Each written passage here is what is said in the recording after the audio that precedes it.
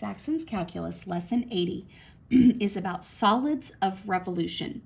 So when we take a curve and we rotate it either about the y-axis or the x-axis, we are creating a basic circular kind of shape. Now, it'll have, of course, if it's a curved line, it'll have dips and wiggles in it in its rotation, the same as it has on the curve. But in general, as you rotate, you create a solid circle. So when you talk about the area of rotating that curve, it's still going to fall into pi times radius squared gives you the area. And we also know that when we are finding the area underneath that curve, we're integrating. So whatever the equation is that they give you that is being rotated, it will act as your radius. Now, let's jump to example 1. Oh, and if you need to see some pictures of rotations, which I'm sorry, I cannot hand draw, they are there on page 394. Here's example 1. Find the volume of a solid formed by revolving a triangular region about the x-axis. And I could draw their graph that they have there, but basically what I'm going to pull from it is that the line that forms the triangle is y equals negative x plus 1. So we are filling into the integration, and because it's pi r squared, pi is acting as a constant, so they're throwing it in front as they usually do. However, I just mentally keep it there, so it doesn't matter which place it's written in as long as it gets part of our final answer. And then we are going to do the negative x plus 1 squared as the other part of the pi times radius squared.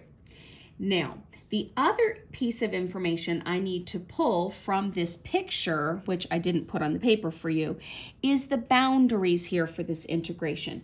So it's because I'm being bounded by the x-axis, then on the x-axis, it goes from this, so I guess if I did a rough sketch, it goes from the start here to where it crossed the y-axis here. So that's 0, 2, and in this case, it's marked as a 1. So 0 is the lowest, 1 is the highest. Okay. So now let's go ahead and I need to FOIL this out before I can integrate it. So my pi is kind of carrying there as that constant. I could have left it inside. But negative x squared goes to x squared. Negative x times 1 is negative x, doubling to negative 2x. And then 1 times 1 is 1. Now when I integrate, I've got my pi, and then the 1/3 x cubed minus, and then squared divided, so that goes to a 1, so x squared plus x. I put that as a parenthesis. Yeah, I'm going to go ahead and do this because the boundary is still from 0 to 1, and then it's multiplying with that pi. All right, so now let's plug in. The 0 one thankfully kills all the parts off, so I don't have anything to minus. So let's go ahead and, yeah, I pause for just a split second because yes, that's all zeros. I was questioning, do I have a pi? But no, 0 times pi is gone. So plug in the ones. So this is 1/3 minus 1 plus 1 killed off. So that basically leaves me with 1/3 pi. So pi over 3 units squared when I've rotated it about the x-axis. And it doesn't show the picture of that rotation, but if you picture this rotating about the x-axis, you're forming, again, I can't draw them, but you're forming that rectangle, that triangular shape rotating around. Okay, example 2. Find the volume of the solid formed by rotating about the y-axis, the first quadrant region. So I'm only talking about something happening here and being rotated about the x-axis. And then what is being rotated? The first quadrant region bounded by the line y equals 3. Okay, so straight line, y equals 3, and it's only in this first quadrant, so it's heading over somewhere. And y equals x squared. Y equals x squared. So that's a parabola. 0, 0 is its start. So like 1, 1 would be here. 2, 4 would be above that line. So it's, okay, something like that, where it's going to stop there. So it's forming a little bowl if I rotate it. Well, not because it would be solid, not a bowl, but a hump, mound, upside down mound. There you go. If I rotate that about the y-axis. All right, so now I have my rough sketch, and we're looking for volume. And volume is the area of the base, the pi r squared, and its height.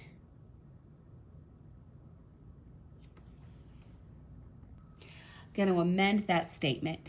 Volume is normally area of the base times the height. However, the height is going to be taken care of in the boundary of 0 to 3 that I'm going to use in the integration. So all I want to find is the area underneath this curve here, and then that is the height. So using the integration formula to do this takes care of the height for me.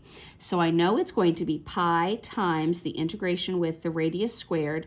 So that was our x squared squared, and it's going from 0 to 3 as our high point. Now, they did something different here.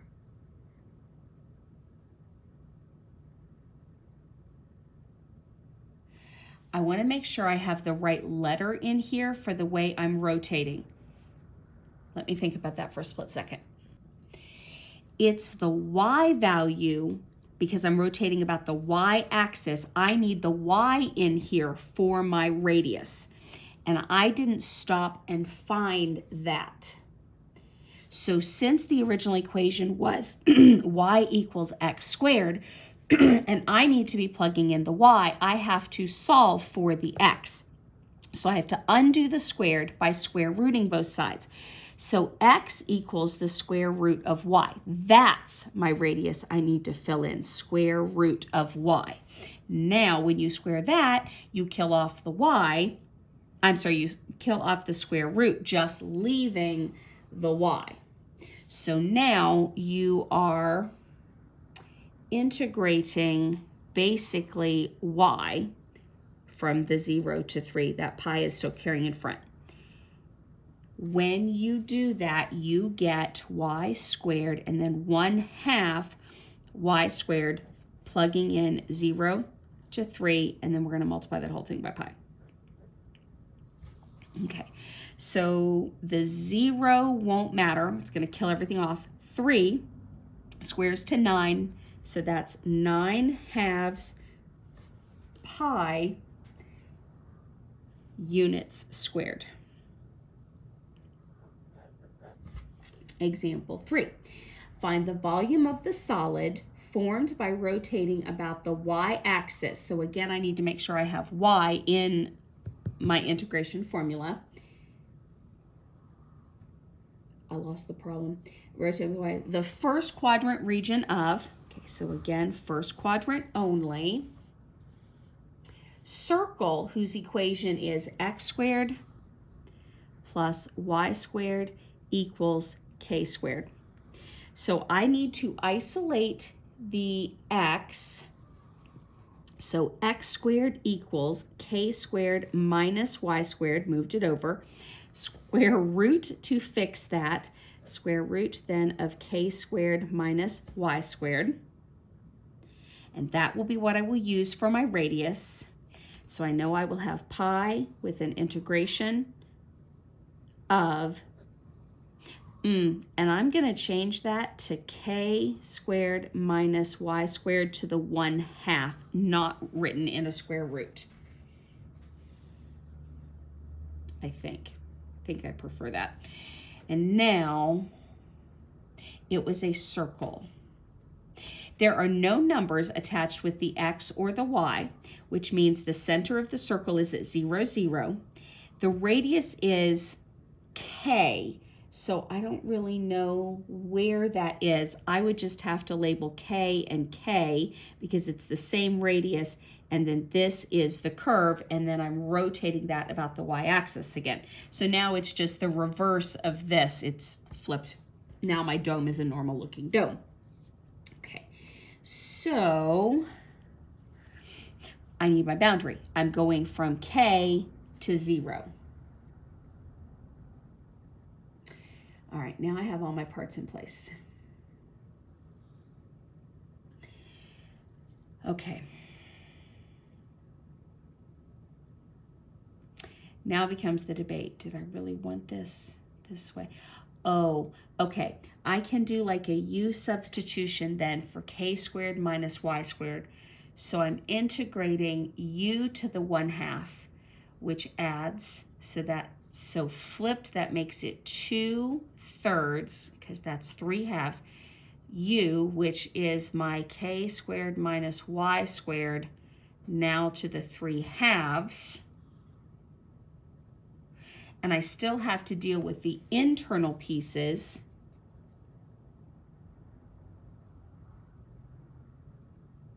This is where working back and forth sometimes messes with my head. Major error in what I said. So here was my x, and when I wrote it, I changed it to this, but I failed to deal with it in the circle formula, which was take the radius and square it. So when I square the half or the square root, either way you want to think about it, it's gone. So this extra stuff didn't exist here because this, when I squared it, went away and just left me the k squared minus the y squared to then be integrated. Oh, okay. So that means this one has gone to 1/3 k cubed with the pi minus from there, and this one has gone to 1/3 with the pi, doesn't really matter my order, and y cubed. One other change. Technically, this k is not a variable, it is a constant. That being the case, I don't need to do this. I just need to say this constant is multiplying with the pi constant, and so that's all it needs. This one is correct because y is a variable. Now we're plugging in 0 to k. 0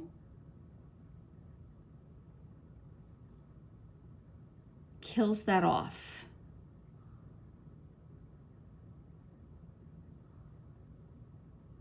No, because is it going in for the k or going in for the y? It's going in for the y. This is a constant stuck here. This would drop off. I would still have the k cubed pi. And okay, I'm doing it backwards. So that's the lower plugging in the 0. So that's my minus k cubed pi. And then, oh, parentheses should have been here. Minus. The high part plugged in at k for the y value gives me minus 1/3 pi k cubed.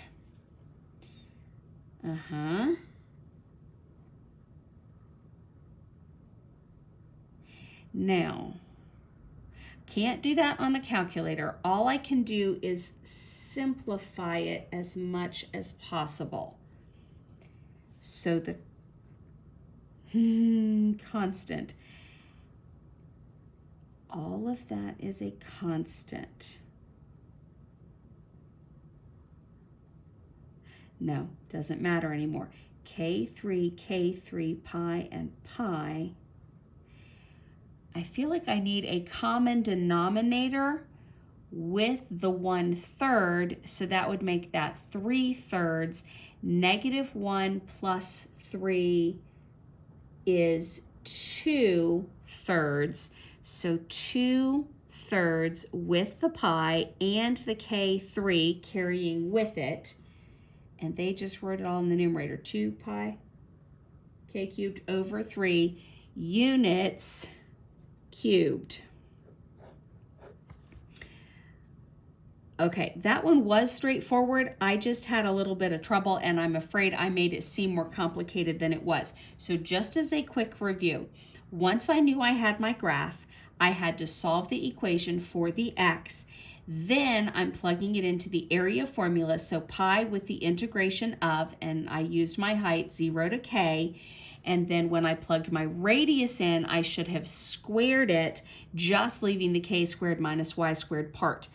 Then the trickiest part was the integration and remembering that the k was a constant. Then everything else fell into place. Now, that was example 3. Yes. Okay, what is this? Why do they have two different volume answers here? Let me read why they're giving you two different answers. Since the volume of a sphere is twice the volume of our half sphere solid of the revolution, when we rotated that,